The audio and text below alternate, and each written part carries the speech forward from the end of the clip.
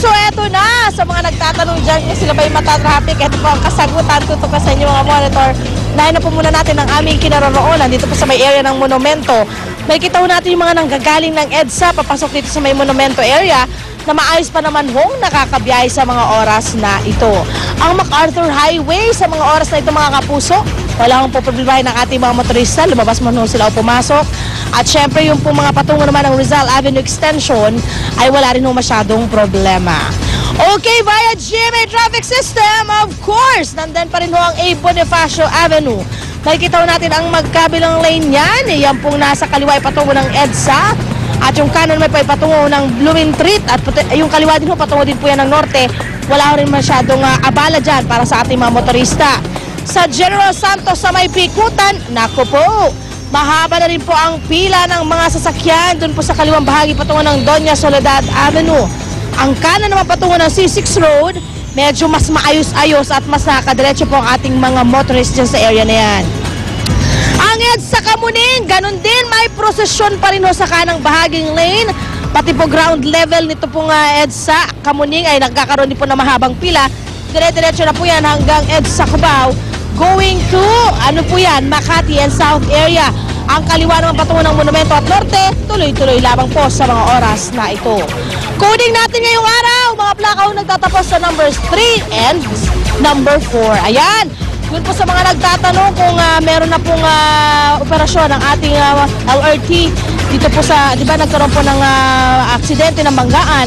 Ang dalawang tren noong Feb 18, hindi po gumagana ng maayos dahil hindi daw po gumana ng maayos ang reversing tracks dito pong LRT station. Yan po ay sa may lampas ng Roosevelt Station.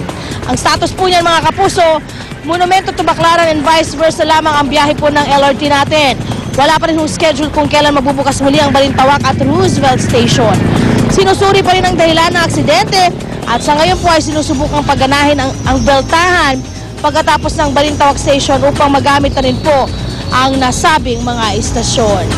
At yan po muna ang aking update sa ating mga kalsadahan at katrapikan sa Metro Manila. Ako pa rin po nag-iisang reyna ng kalsada, Love Anywhere! Smile naman dyan and Evra Fine. Balik sa iyo, Ika.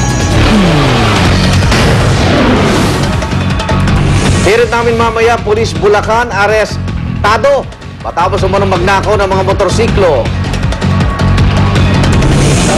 At imang hinihinalang kidnapper patay sa shootout sa Midsayat North, Cotabato. At narito na sina Susan at Susie. Alrighty! Yes, good morning mga kapuso. Ito, ngayong umaga po ang ibibida namin sa inyo. Ang bida sa almusal na dinayo pa namin sa Binyang, Laguna. Ayan. Puto Binyan po ang tawag sa kanya. Ang kakaiba niya is that hindi po harina ang gamit sa kanya, kundi bigas. Napakaubod ng sarap. Kaya puntahan po natin ngayon si Monica and Gino. Padala kayo dito. Tagal naman. Wala. Breakfast na. Ang tagal. Sarap.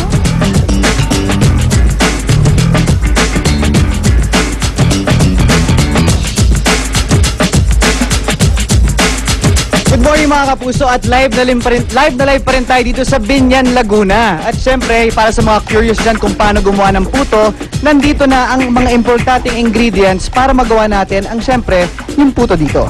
So, ang mga kailangan natin ay number 1, syempre, kailangan natin ng baking powder, asukal, ay! Nahulog! And yung, syempre, yung yeast natin. At, tinatawag din na, meron yung labadura, bigas, at syempre importante talaga dito na kailangan yung bigas mo ay nakababad for 45 minutes. And then, ilalagay dito, tapos hahaluin. Pagkatapos na halo yan, syempre, malagay na yung baking powder, asukal, yeast. Lulutuin naman natin yan kung nasaan si Monica. Salamat, Gino. At ngayon nga, alamin natin kung paano nga ba niluluto ito sikat na puto binyan kasama ang isa sa pinakamatagal at pinakasikat na tagapagluto ng puto binyan dito, kundi si Nanay Huling. Good morning, Nanay Huling. Ayan.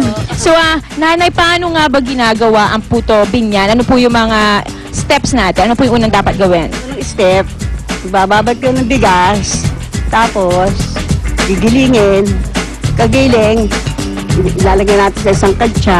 Ayun po. So, Mami, itong ating nasa tabi, ito yung giniling na bigas na tinatawag na, tama ba ako, Mami? Ito yung galapong? Alright. So, ito yung galapong. Now, ito pong galapong, ilalagay natin dito sa katsa. Ito po yung katsa. Ito yung tinatawag natin katsa, ano? So, kailangan po ba puno pag nilagay? 1 and a half. 1 and a half po nitong ating pansalok. Tama, Mami? Bibilugin po. Yun. Tapos kailangan daw bilugin. Ito rin po yung gagamitin ko, Mami.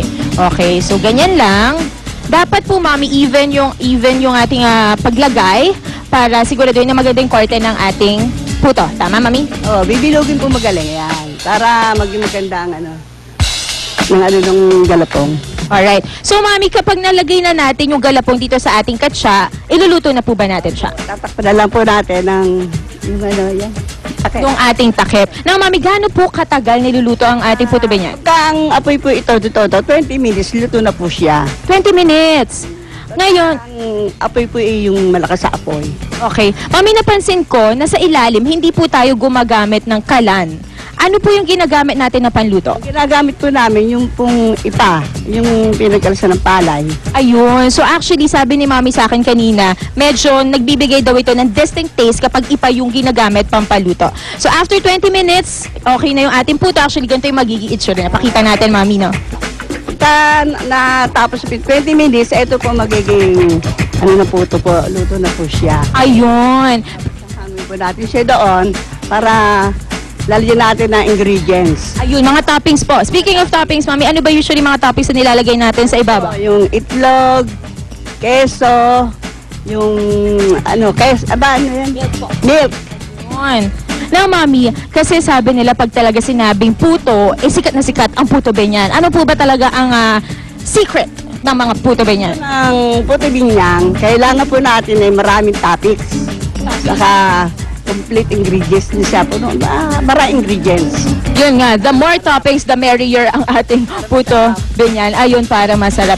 Thank you so much, Mami Huling. Actually, natikman ko siya kanina. Ang sarap nga niya. Okay, at sa ating pagbabalik, hindi lang mga puto ang ating titikman, kundi yung iba't iba pang kakanin na sikat din dito sa Biñan, Laguna. Balik muna tayo sa studio.